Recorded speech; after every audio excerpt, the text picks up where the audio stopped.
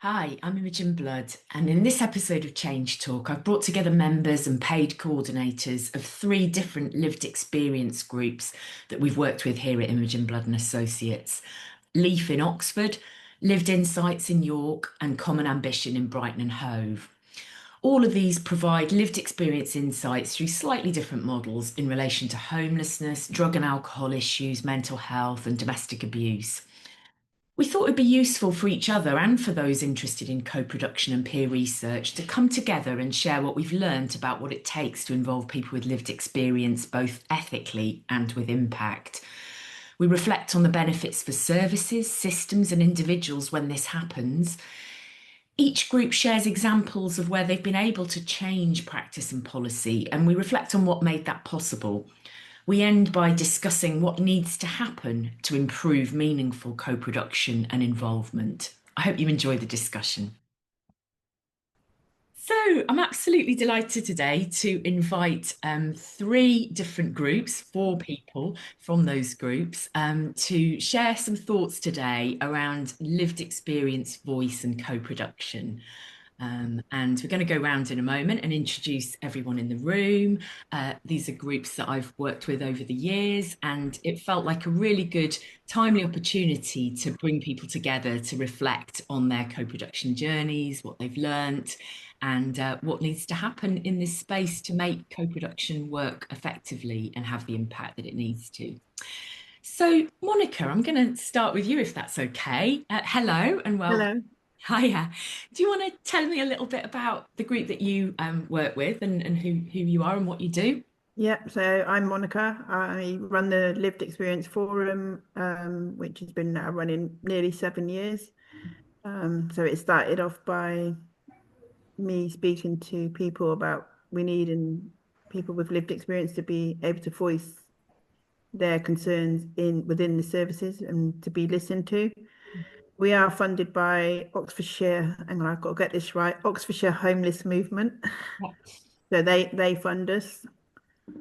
But we are still under the Gatehouse as well. So, but our main funding comes from Oxfordshire Homeless Movement, Brilliant. which has been really good.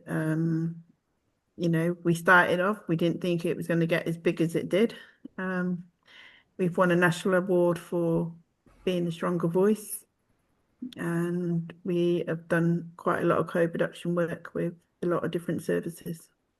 Fantastic. Thank you so much. And for anyone who's not aware, the Gatehouse is I guess, would you describe yourself as a kind of day centre, a It's community? not a day centre, it's basically like a community cafe in the evening, but people can come and get showers, they can get a caseworker, they can get counselling.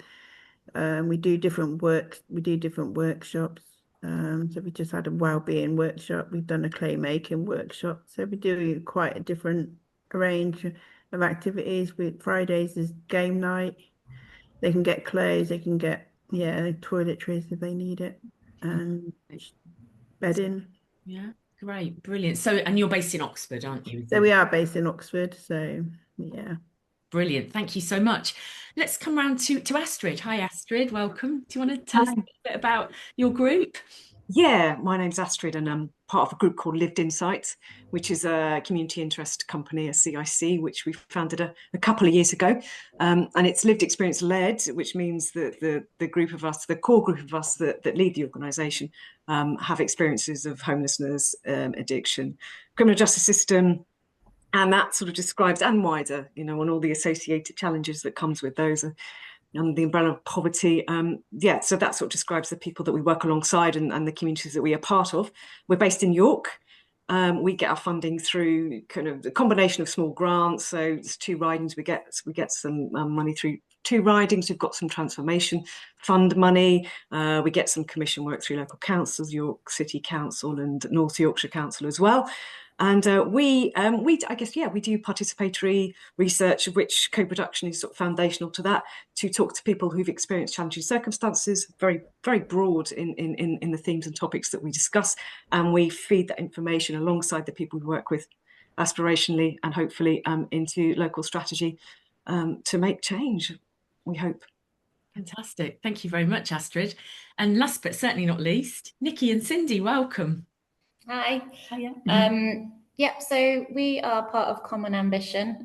Common Ambition is a multiple compound needs co-production project. And by multiple compound needs, we mean people who have experience of homelessness and substance use, mental health challenges, interactions with the criminal justice system, or experience of domestic violence or domestic abuse. We started in Brighton and Hove. We're just starting to spread our wings Sussex-wide, which is really good. Our aim really is to advocate and make sure that lived experience is central to systems change, policy, local and nationally, and really to kind of co-produce those system changes within the support systems in Brighton and Hove. We're going into our 5th year. We are a partnership project, so I work with Arch Health, who are the homeless healthcare provider in Brighton and Hove. We also work with Just Life, who largely support people in temporary accommodation, and they are a charity. So we're housed within there, but we're funded in several different ways. But we were initially funded by one grant from the Health Foundation for 3 years. That really got us started, got us thinking about ways of working, got us building relationships. And the last couple of years, we've been commissioned by Brighton Hove City Council, the Public Health Department, housing. We've been working alongside Changing Futures in the city, and also just some research grants with various different universities, and just started to kind of work with West Sussex County Council as well. So, Wow, congratulations. Great. So thank you so much. And Cindy, welcome as well. Thank you very much. Did you want to add anything to that at all? No, just, I've been working, lived experience voice since last July, and I've been really grateful to be a part of it. Fantastic. Thank you so much. So such a wealth of experience and, so many years of collectively of doing this work in really different parts of the country, different types of projects. I suppose I just wanted to start off by kind of just reflecting on, why co-produce? Why, what are the benefits of bringing lived experience voices into systems and services? What difference potentially can it make? And Monica, perhaps I'll come to you first for your thoughts on that. Yeah, I think co-production is good because you can work together to build a structure that is going to work for everybody, because not everybody fits like a one box. It shouldn't be like a tick box exercise that people are using in some of the services. I think co-production is what is needed to be able to get the right support in place for people. Yeah, thank you very much. And you've also talked, Monica, about the sort of difference that can make to the individuals that are taking part. I don't know. Yeah, it does make a difference because, so I've had one gentleman who's been homeless for 2 years, and, one particular service who is said, oh yeah, we'll get you house, we'll get you house, we'll get you house within, 2 years, and still nothing was moving. So I basically came on board and I emailed the service and said, look, why is this taking so long? Within 2 weeks, I'd got him house within connection support. Wow. So why did it take me 2 weeks to get something done when it could have took this other service that same amount of time to do the work? Yeah. And so I feel co-production is a really good opportunity to get the services to move a little bit. Yeah, and that's a really interesting example of like real sort of individual advocacy going on within your group as well. So thanks for sharing that. Astrid, what are your thoughts on this question? Yeah, no, I think it works on several levels, on sort of individual and systems level. And I think at an individual level, as Monica's already said, it's very inclusive, and hopefully it provides a space and techniques that everybody can input, and everybody feels they've got an equal voice in that space by kind of offering a diversity of ways to talk to people. I think, and ultimately, and so that sort of in terms of the relationships, it builds trust. between us and individuals, and then it builds trust between hopefully individuals. And when you're co-producing with services and systems as well, I think it starts to build trust between those, which is really important, because sometimes it feels like them and us, and a lot of othering that goes on. And when you've got people in that feel that it's an equal space and we all have an equal opportunity to speak, that I think it does build trust between all sorts of different levels. So that's really key, I think, to sort of getting the right, the good, the meaningful, the accurate information. I think that's another thing it does. It's better. It leads to better design and better delivery, because if you can talk to people who have the experience in a space, which is the co-produce bit, and all input together, and you know, these are the people that have the knowledge, that have experienced, particularly when you're looking at certain systems, the approaches that certain services use, it's better. It informs, it has better outcomes, and who doesn't want better outcomes for the services that we all often need to use? So yeah, and I think culturally as well, it's really important. I think if you can show that you can have a space where it's collaborative and everybody's equal and you can all input fairly, I think it maybe starts to sort of shift cultures in certain services as well, where the cultures are slightly more bureaucratic. So I think that's it. Yeah. Right, yeah, models a really different way of being together, doesn't it, and working together. Cindy, Nicky, what are your thoughts? For why co-produce? Me personally, I think for my experience of common ambition, co-producing, it creates a space for different perspectives, a deeper understanding of each side. And I think that for me, with the people we've had come in the space and myself, it's created a positive outlook that change can happen. And I think that, that saying of any individual can have an idea, but in order for that idea to become a reality, generally will involve the support of others. Yeah, I like that. Yeah.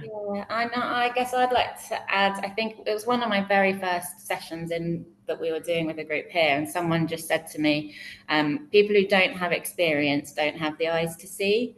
And it stuck with me this whole time. Like that's just is so true, isn't it? And I think particularly in some services, for example, homelessness, there isn't so much experience at the sort of what we would call the top that we kind of have in other areas of the health system. And I think there are so many services that aren't quite giving people what they need. And it's not because people don't want to give that, it's just that it's not fit for purpose anymore. And so the best way that we can improve that is by people who do use the service and working alongside them.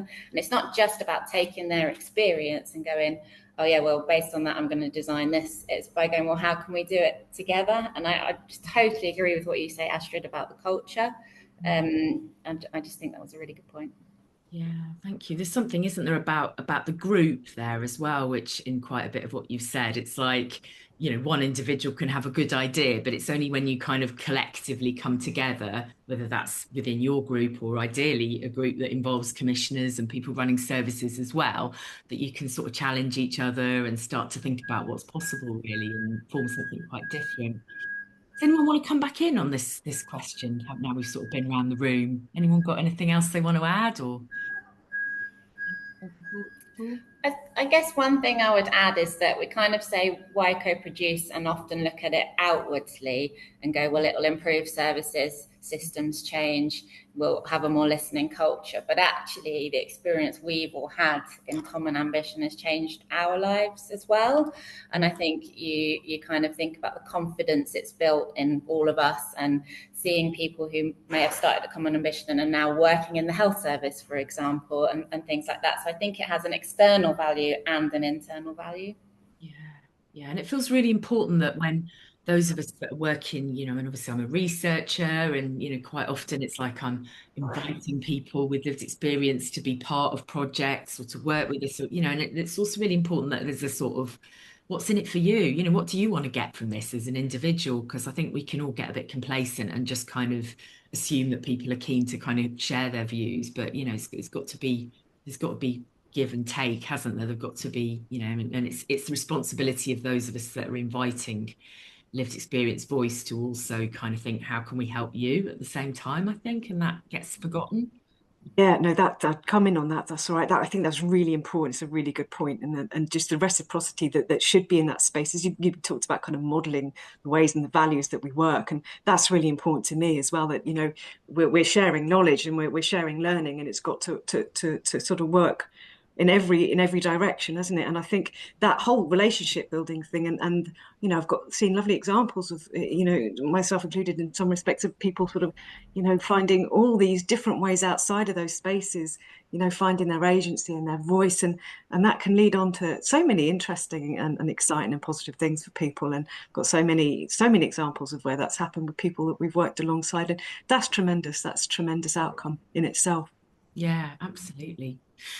So I suppose let's maybe just move along to think a little bit about sort of what this looks like when it's happening well. What does kind of, and I'm really conscious when I use the word co-production that there are lots of other different types of lived experience engagement, consultation, co-design. We shouldn't always assume that all those things are true co-production. And obviously, if you've got any reflections on that, do please throw them in. But what have you, I suppose, what have you learned about what it takes and what it looks like to do this well, to really make sure that people are included and their voices are heard? Monica, shall I come to you again to start us off? Yeah, so what we found works well is so we've done quite a lot of research with different organisations and then we sort of like give them the feedback on how things can be changed in their sort of system. Mm-hmm. So what's worked really well is we've done a lot of work on palliative care, because that was never brought up in the homeless sector. Somebody's ill, but a lot of the medical teams would be putting it down to drugs or alcohol. But there was underlying issues, and when some of the homeless are passing away, that some things would come back from the post-mortem to say, oh, did you know this person had cancer? Did you know this person had this? Did you know this person? Well, no, because it was never looked at, because you're just a drug and an alcohol addiction. So now we've got palliative care in the hostels down here. So the palliative care nurses now go into the hostels and they teach the staff how to deal with somebody that is on palliative care. Yeah. So that's worked really well. So that has been like a 2-year research that we've done. Wow. And we've really got that. So we've really got that up and running now. And that's worked really well. We've done co-production with King's College on the House and First project. Mm-hmm. Mm-hmm. Because what's happening with the House and First project is there is too many of them in Oxford. Right. You've got 5 different House and First projects in Oxford, run by different people. Mm. And it's so confusing because they're not all working to the same sort of pattern. So it gets really confusing. Are you actually housing first? Are you actually not housing first? Because there should be one model of housing first, and that model should all be same across the whole of the projects that are using housing first. But if you've got one housing first that isn't working, it needs to be really the same. Okay, that's great. It's a couple of really great examples. I'm just wondering, how have those sort of topics come about? Are those things that your members have identified as No, so a lot of the services have reached out to Leaf. A lot of the services have asked us if we could do research into this. Right. We could do research. So we did research for connection support on this the step down house. Mm-hmm. Coming out of hospital house, which is then led into the Housing First, which is then led into community champions, and then looking at the health barriers for people that are actually accessing the health environment. So yeah, so they approached Leaf to do the research. So we've just been approached by Said Business School in Oxford, also to work on research in palliative care as well, Brilliant. and homelessness. And we've just been reached, so Brookes University, they've also reached out to us on women drinking alcohol over the age of 50. Okay. To why is it that women drink a lot, to why women are drinking. And what we've got out of that is a lot of women said they never used to drink, but they started drinking when they hit the menopause. Right. Okay. It's a very common, which was a very common theme when we did the research. That was a very common theme, that a lot of women didn't really drink before, but they started drinking when they've hit the menopause, because to try and deal with the menopause effects. Yeah, absolutely. And and that sort of like really made sort of sense then to why a lot of women do drink more over the age of 50, I suppose. Yeah.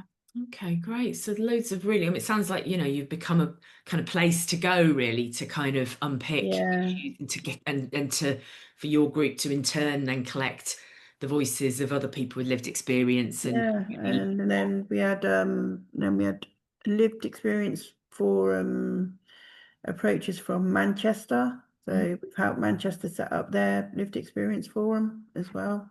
And now they're 7 months into running theirs now as well. Brilliant. Wow. So we've been, people are reaching out to us from different areas now, and it's like, really exciting. But it's really nice, because then that just shows that the co-production can work.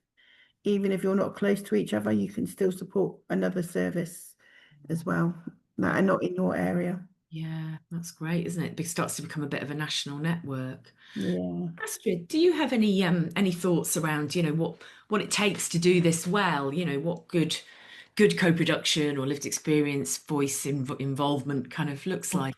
I think for us, I think for context, we're lucky enough to have a space on a Monday where we've got 2-3 hours where people could just come. So there's nothing prescribed in that space. It's just a space. We provide food, it's warm, and all those essential things. But it's a space to talk about topics. So I think it's definitely respect and trust and relationship building for us, and that's been core to any of the work that we've done, that we've thought was the nearest thing we could get to like sort of authentic co-production, doing everything together. And I think that was really important, and that takes a lot of time. And I think sometimes, this may be for a later part of the chat, but that tension that can cause sometimes between kind of time and delivery and expectations, but that aside, that's been crucial to a good co-production space. So time, respect, relationships, before outcomes. And then I think it's about really truly listening to people and how they want to do things. You can certainly have an idea of how to say facilitate a space, but it's always been really responsive, I think, to how people actually really want to do it, and then doing it like that. And that's often been the best outcomes that we've had, when we've really listened to how people want to do things. So that's crucial as well, really listening and then doing. So it's got to be really sort of, a really reactive, reflexive kind of working environment. You've got to change as soon as change is desired and required.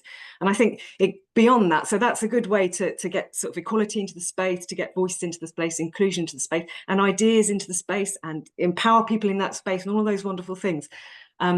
And when you've kind of got to the point where you are gathering information, I'm really keen on, we've got this thing called community reporters, where we like to try and sort of take people through the whole process, not just the voice gathering in a co-produced way, but actually, how do we look at this stuff then? How do we analyze it effectively? How do we how do we put it out there? How do we communicate this stuff? How do we make decisions? Who's making the decisions, and can we all make the decisions together? That is still a space that, can't say we've certainly cracked that yet, but I'm very interested in how we can really start to do that and not in a tokenistic way, but in a real way. So back to the question, it's about relationships and listening, and then facilitating the things that works best for people. Because when we do that, I can think of a couple of examples. We did some work around food banks, where we actually had people leading all the kind of semi-structured interviews and people from the community, and it was brilliant. The information we got, we could never have achieved that, because they had all the relationships, they were embedded in that community.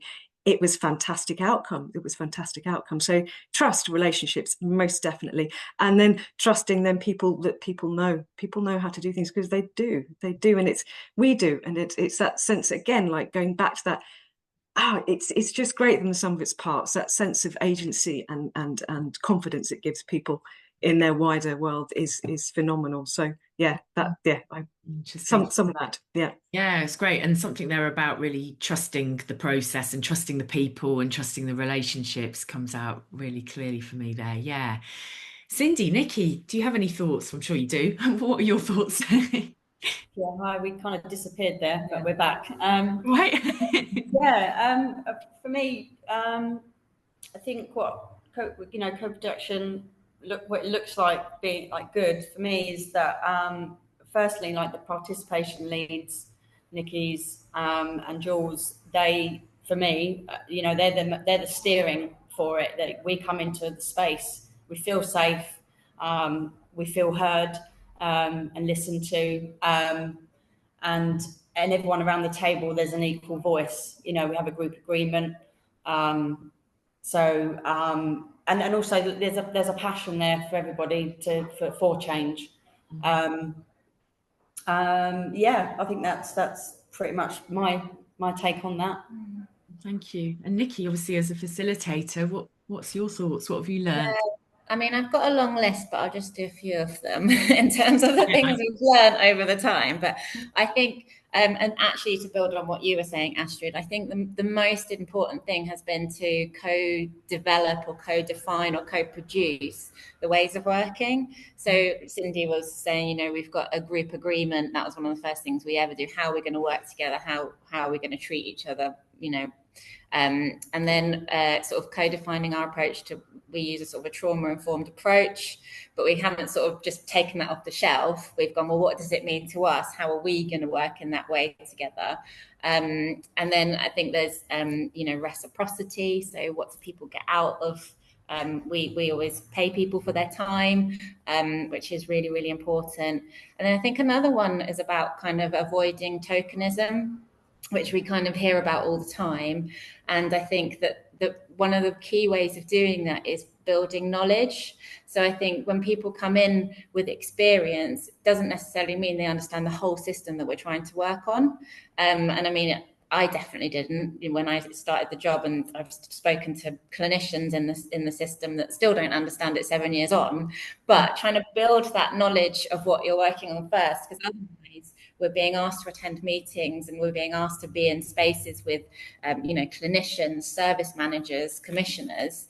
And if we kind of don't have the same equal knowledge, then I think it puts us on the back foot a little bit, and it kind of pushes that agenda back a little bit of co-production. So it's about, we've done loads of mapping so that we can actually understand the area that we're working in. And we've kind of had people in, we've had people come and explain their service to us so that we can just have a really clear understanding. And it was that sort of co-developing process and understanding the system that gave us the base to then go, well, we're flying now. Like, where do we want to go? What do we want to do? We can do it with knowledge, confidence, and everything else. That feels so important, because the language is like really all the jargon, all the acronyms, all the like. And when you map those systems out, it looks like a ball of string that a cat's gotten hold of half the time, doesn't it? So it's little wonder that you can't understand how that's all supposed to work. I mean, it's like, some of those system maps become a really important kind of mirror reflection back at the system, don't they, as to how it all does or doesn't fit together, I think. But that feels really important. Yeah, and we've actually seen those maps up in the housing office in different services. That, the maps that we created, people are like, oh, great, finally, someone's done something about this. So yeah, really someone's worked out what on earth's going on. And of course, it'll change every week or two, won't it, as new services pop in and out. Yeah, absolutely. Monica, Astrid, either of you want to come back in on any of that, or any other things that have occurred to you around what it looks like to do this well, what you need? And the mapping stuff, that's a really good point with the foundational knowledge that you're building on. But I think sustainability as well, that it's how do we keep this sustainable? And that can be really hard. That can be really hard to sustainably, you build relationships it's important to sustain them, and just to be able to do that is vital, but difficult. Yeah, that reminds me. I mean, Monica, I know at Leaf you've been running for quite a few years now, and obviously some of you have been there throughout that time, and some of you have left and gone off to work or do different things, and new people have joined. What's your I mean, is it good to hang on to the same group? Is it positive to have new people coming out? How's that? It's been really good having like new people coming in, because then we're getting new aspects of what they vision, and and it's also been really good because leavers give people that foundation to go off and actually explore the world and explore, and some have gone off and got jobs, some have gone off, and one of our leave members has just had a baby,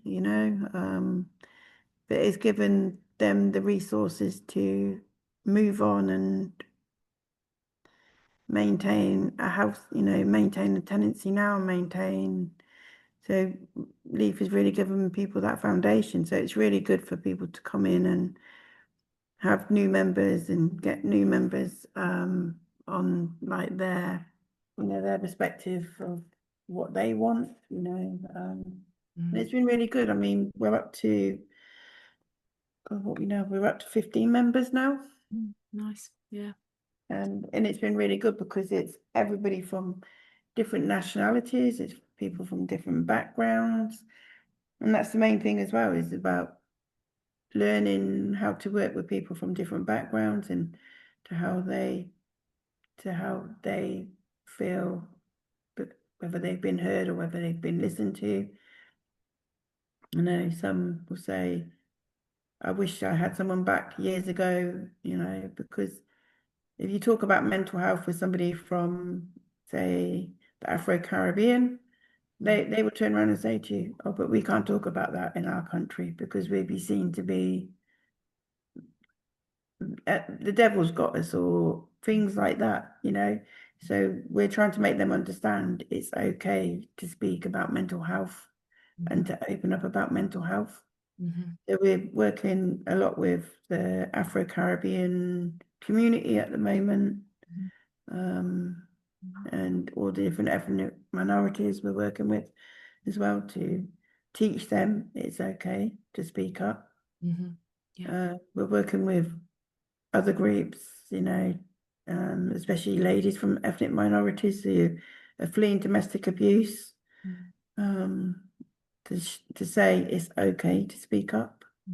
Because again, in their countries, they're not allowed to speak up. It's a taboo subject. So it's very hard to get women and men from ethnic minorities to actually speak up. Yeah, that's really important. And I know, I'm just thinking a common ambition. I know, Nicky and Cindy, you've ended up with lots of different groups, haven't you, covering different topics, or different people that have got different things in common. Do you want to tell us a little bit about how that's kind of worked and what that looks like? Yeah. So we have several consistent groups at the moment. The main two programs are sort of homelessness and health, and then drug and alcohol. And within that, we've got a steering group of people who meet weekly in the homelessness and health program. And then in the drug and alcohol program, we have a steering group there that meets fortnightly, but we also have a women's group that meets the other fortnight. And we have a mental health and substance use group as well. And then based on whatever kind of comes up, so some of the research programs, we do sort of go and recruit. And I think we've been able to do that by building relationships with all the services in the city, and sort of becoming a bit more trusted as we've gained more knowledge and experience, and been at events and been in meetings. So yeah, we've got several different groups that go. Yeah, I mean, it helps that we've done events ourselves, showcasing our work, what we've, the system maps and our ideas, and highlighting the challenges and things like that. And people have come to those events and have felt quite empowered with what we've just put on display, and I think that really helped sort of build some relationships. Right, thank you. Any further reflections, Astrid? I don't know, do you want to come back in on any of that? Yeah, no, I mean, it sounds tremendous. I think just that small point about relationships and it's about the relationships you build in the whole system, doesn't it? You mentioned, building trusted relationships with the services and the people that we want to work with. That's really important as well. And sometimes I forget that in my thinking. It's relationships to build in all directions. So yeah, it's important to remember that. I think when I started the project, the first month, I had 50 phone calls with people in services to try and build the group up. And even with that, the first group, there was only 4 people came along. So it just kind of shows how much you have to do that, doesn't it? Yeah, absolutely. Yeah, I think that's a really important point. And thinking, about my next question was going to be really around sort of what difference you've been able to make and the impact you've been able to have. And I'm sure, yeah, having those relationships, having the right sort of relationships with the services that you're trying to influence is obviously really critical, isn't it? Once you've got the relationships right in your own group. I know, Monica, you told us several examples of things that, Leaf have been involved in doing. I mean, you mentioned the work that you've done around palliative care and being able to get nurses coming into hostels. I mean, what do you think? What do you think it was about that project that meant you were able to actually make that really important change in services? What brought that about, do you think? So what brought that about is that we've had so many deaths in Oxford, Right. and and then when the postmortems are being done, and it'd be like, oh, did you know this person had cancer? No. Mm. And then they go back to the doctors. Oh, why didn't you send them to the hospital? They get classes. Oh well, they're just druggies and they've got addictions and they've got alcohol addiction, so they just put it down to that.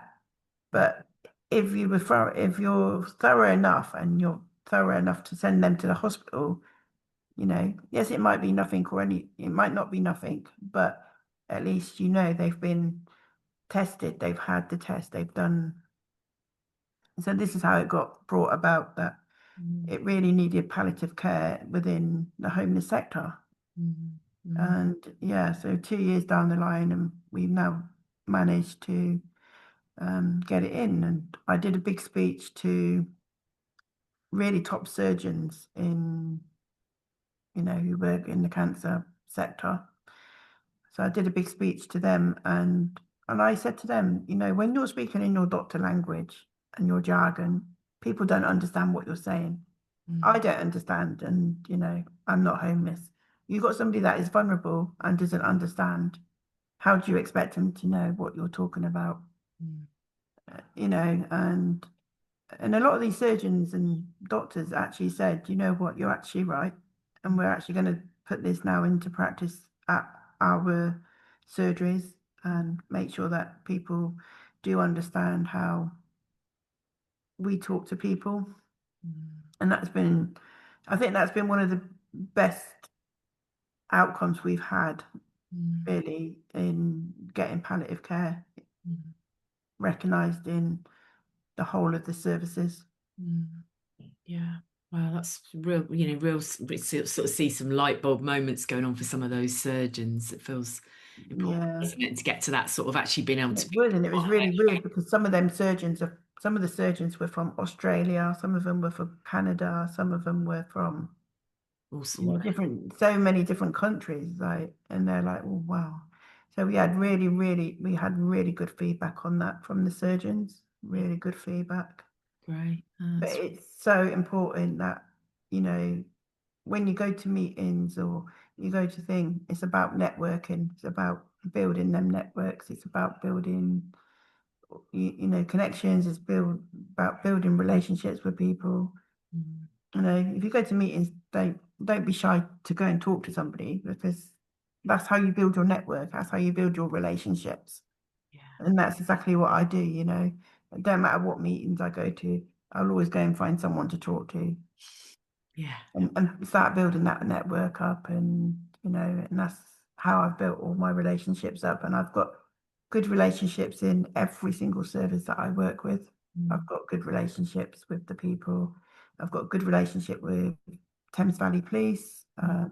So I now sit on the Thames Valley Police scrutiny panel as well. And this has all come from them headhunting me to come and sit on their scrutiny panel to scrutinise their body cam, their, you know, and yeah, we've really built up a lot of relationships freely.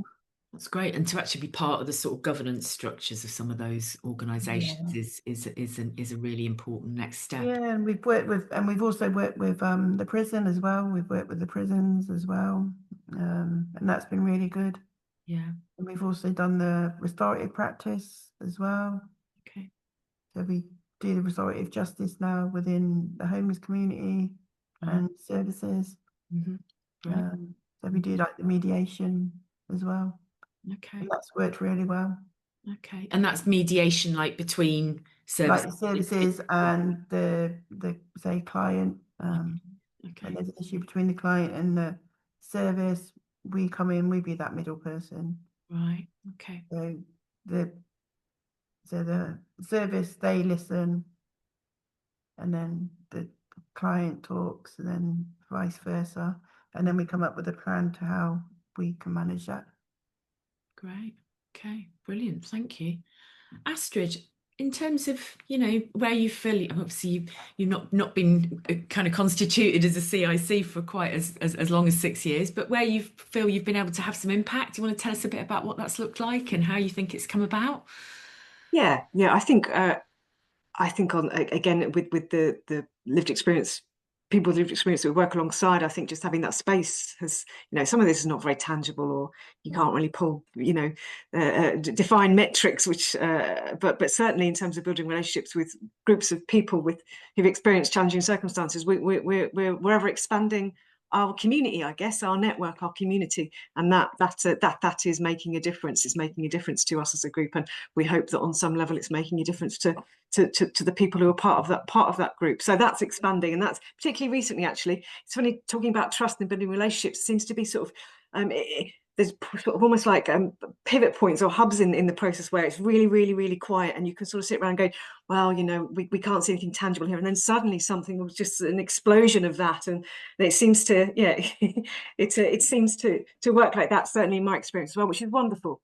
So again, it's trusting this process as well, which sometimes is very hard because, you know, when you've got deliverables and things, trusting the process isn't necessarily, you know, sort of on the agenda, or certainly. So yeah, so there's that.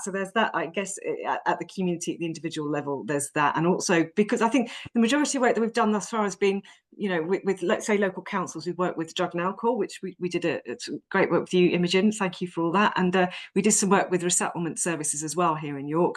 That was, you know, maybe previous work a couple of years back, and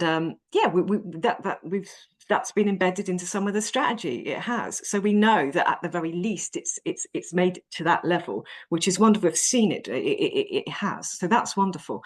And more recently we've been doing some work in the wider North Yorkshire region around mental health, and we've been connecting with grassroots mental health organisations in the North Yorkshire region, which is vast. And it's, you know, the geography, you know, the rurality versus the urban centres, that in itself is a huge piece of work to tease out all the different reasons why services struggle in one place and not the other.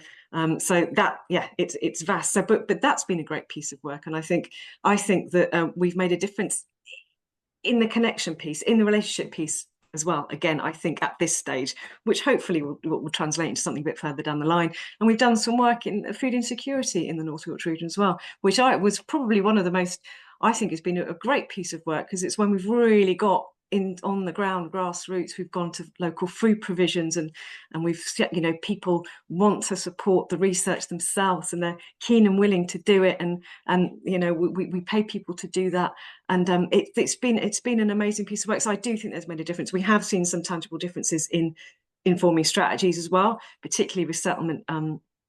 And what I'd really like to do is, you know, there's been a few years that's elapsed since that point, and the informing part, and now I'd like to go back in and see if we can actually see any sort of, how is that translated practically in the approaches on the ground. I think that would be a fantastic piece of work to do. So yeah, absolutely, to get the chance to kind of evaluate, see whether the you know, the words have really made a difference to people's experience. Yeah, brilliant. Cindy, Nicky, what are your thoughts around impact and making a difference? Well, I think we've done quite a lot, but my favourites so far is, we co-designed some GP training, universities, NHS, for junior doctors. I think they're in their third year. We kind of came at it at a humanistic approach. So there was no too much jargon. It went really well, and we got some really, really good feedback. And we're hoping that may continue and maybe branch out further. And putting women on the agenda has been a big piece of work. And we now have a 6 weekly get together. There's a few services, rehabs.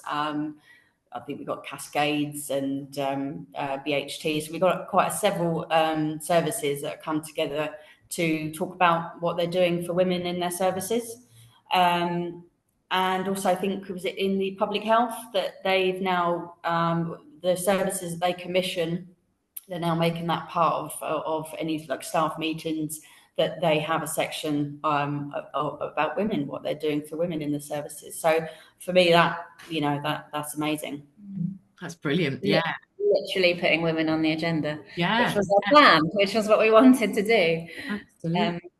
And I think the big one for me on that is the work that we're doing with Brighton Hove City Council Housing. They're just working on their homelessness and rough sleeping strategy 25 to 30. And for the first time, really, it's been done working alongside people with lived experience. And there's just such a culture shift. And even they've noticed that and said that there's a culture shift of sort of, and it's very rare, isn't it, when you kind of have there's a word in this strategy that doesn't seem right, and you're kind of going, this just doesn't feel right, and then you kind of say to them, it doesn't feel right, and they're like, okay, we'll change it. Wow. It just, and so just having that it's taken 5 years, but is incredible. And I think it is that time and building relationships. And the training that Cindy was talking to as well is something that we've been able to do. So we've done GP training on sort of a human approach to drug and alcohol support. We've done medical student training about homelessness and healthcare, and we've actually developed our own co-production training offer as well. Which has been really great to be able to provide to services in the city as well, because I think people really want to do it. There's a real, people do really want to do it. I think they're a little bit frightened and everything else. So I think being able to kind of showcase that has been really, really important. I think there's a really, really fine line when you're deciding what to do, which we always sort of take a vote on, really, what we're going to do. And I think more work's coming our way than it used to. We used to sort of be pushing our work out, and that's definitely changed. Yeah, on the queue now. Yeah, which is amazing. But I think there's a really fine line, and just to your point, Astrid, really, I think there's that fine line of what do we want to work on and what are the opportunities to work on, and you've got to meet in the middle there, I think, somewhere, and that's the really difficult part, I think. Yeah, who decides what the topics are, to what extent, like when Monica says, health come knocking and say they want to work on this topic, you obviously, the door's open, isn't it? It would be silly not to jump onto that, but then there might be other things that you feel really strongly about that nobody comes to ask you to do, and then it's like, how much do you push for that to be done? It's really tricky, isn't it? Yeah, absolutely. Anyone want to come back on any of those points at all? Any further thoughts from either of you? No? Okay, so just like my final question really is around, what needs to change in order for this to happen more effectively? What do we need to be asking of local services, systems, policymakers, funders? I don't know, what do we need in order to strengthen and make sure that we've got, structures like yours up and down the country, and that you really are kind of sustainable, and that you're having the impact that you've started to see and be able to describe? How do we make that stick? Monica, what else do we need, do you think? More funding. Yeah. Services to listen to the people that they're working with. Mm. working on trauma-informed basis Mm.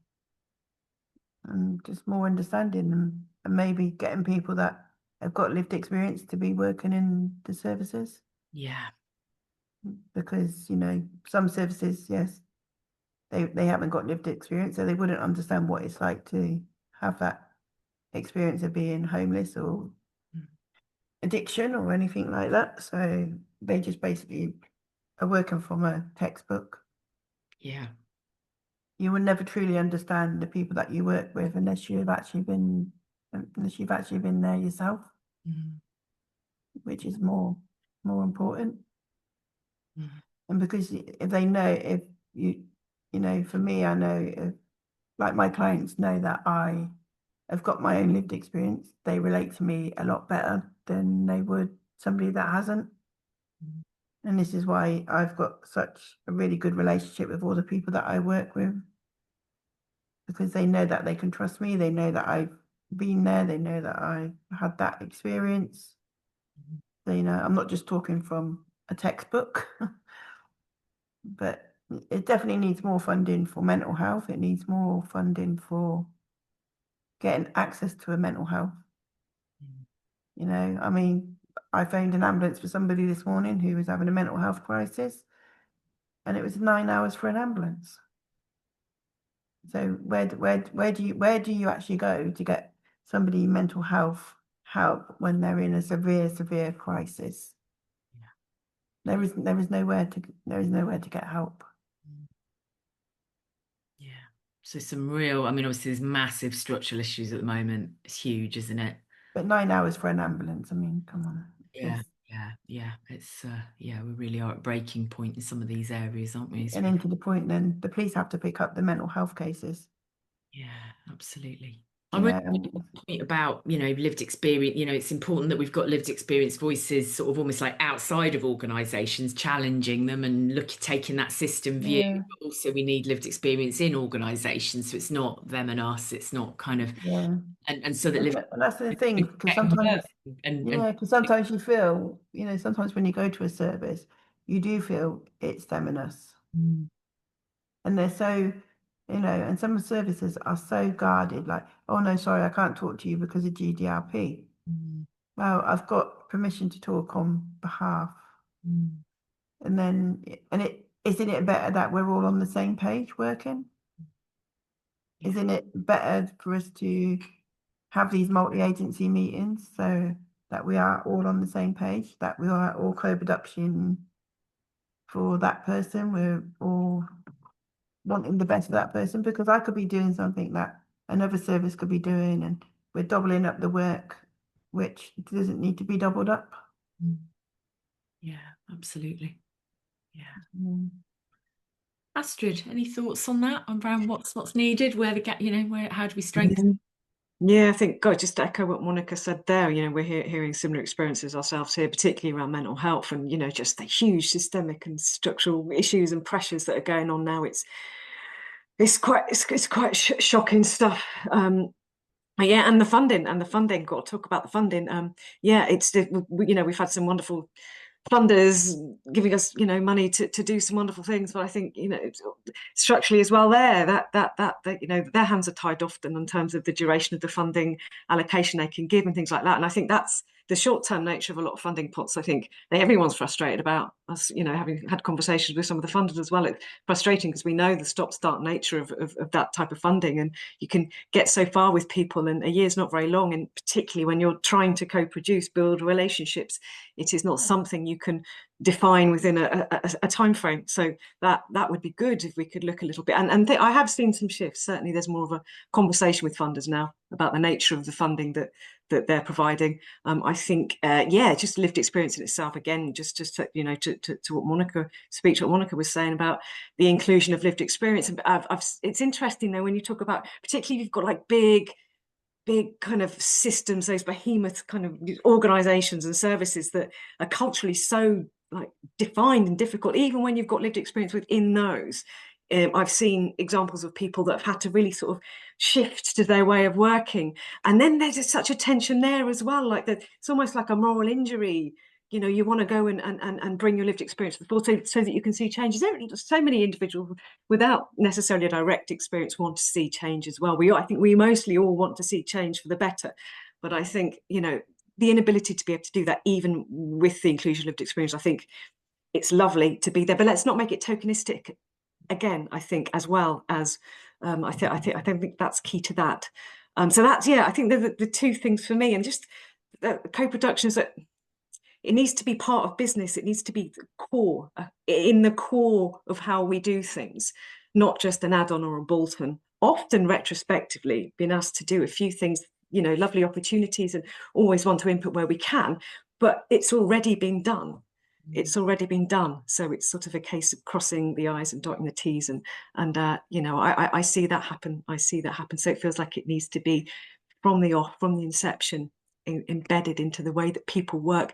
And as that Cindy was saying, you may need, like, some training you do sounds great. Like, how do you do that?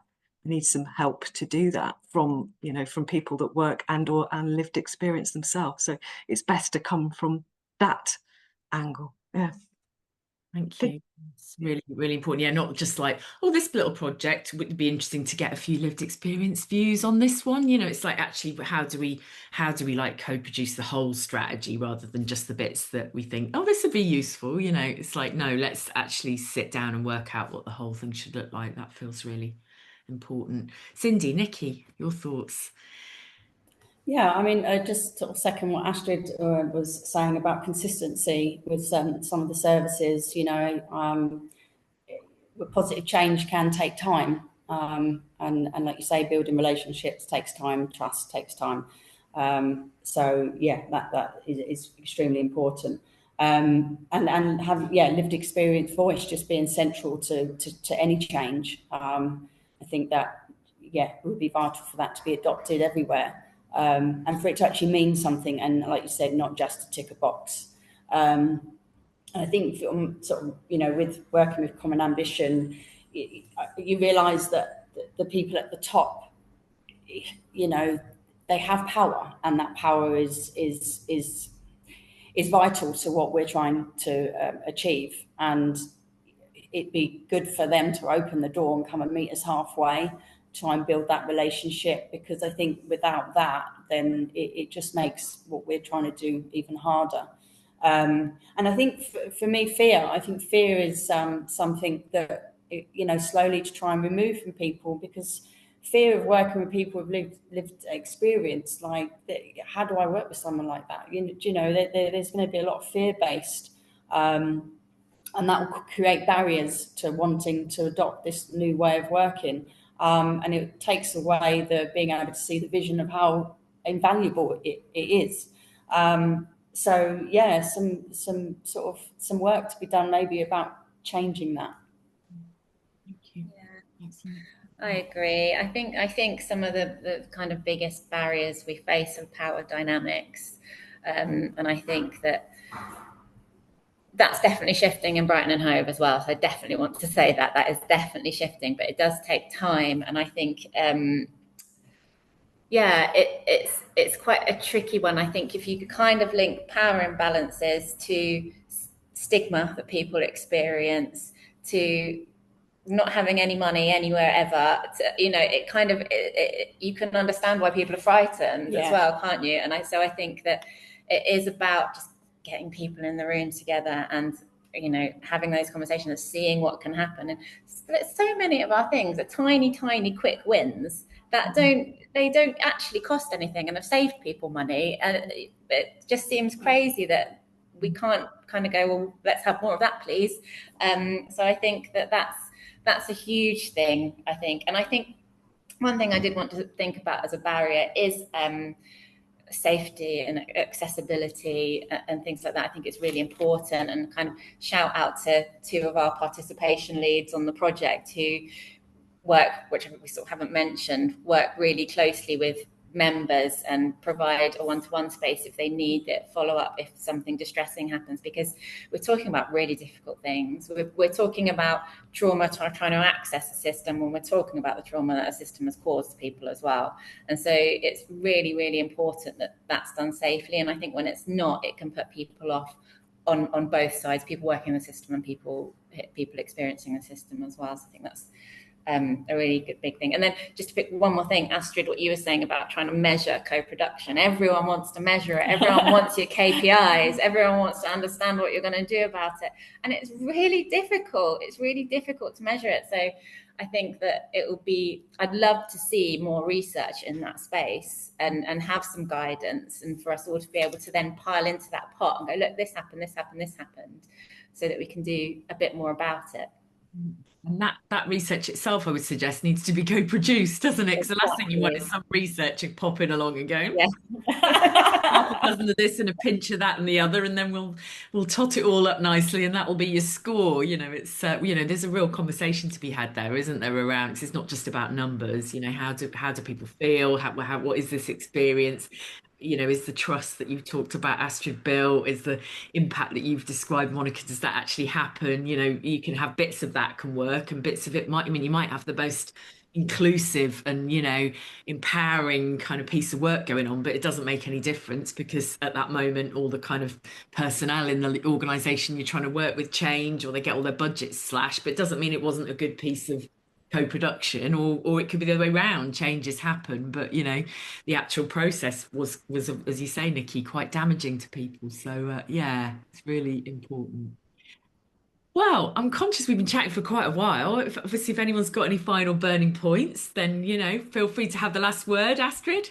Oh, hopefully it's not the last word, but I just speaking to the kind of the research and the numbers thing, and I think to have lived experience, the voices of however we analyse that, however we've seen them, and as credible and as valid and valuable and taken as seriously as other forms of information, that would be really great as well, because I don't think it is yet, and it would be great if it was, because it's just as critical and crucial to inform, particularly at a local level, even more so at a local level, I would say, than numbers if they're not collected at a local level. So yeah, I think it's about perception of the sort of information that we generate as well.